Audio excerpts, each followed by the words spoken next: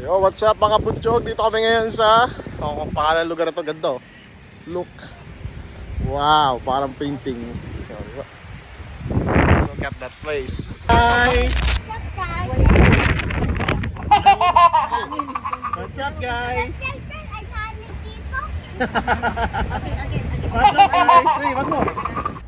Yo, what's up mga butchog? Alam nyo ba na mas magandang kumuha na lang ng tour guide kung magbabakasyon kayo dito sa Boracay? May mga package namang no-offer dyan sa mga malapit sa inyong hotel. Basta maglakad-lakad lang kayo. Kasi mas maganda talaga pag may tour guide kasi mas mapupuntahan nyo ng maayos yung inyong mga destination at the same time is less hassle din at saka mas makatipid tayo ng oras.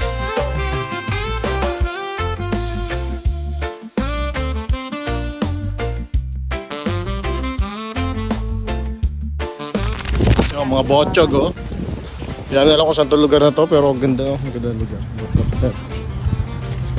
Para siyang yung painting. Diba? Yan, nakaganda to lugar na to. Ay, taita! Let's go!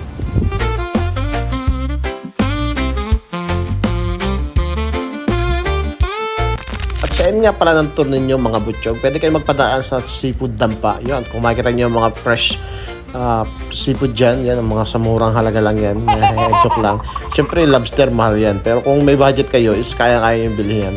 Siyempre, kung pagkain, hindi naman dapat tipirin, di ba? At saka, expected nyo na yan kapag maglaland tour kayo or magta-travel or vacation, expected nyo naman na magagastusan kayo. So, paano ba yan, mga butchog? Salamat sa inyong panonood.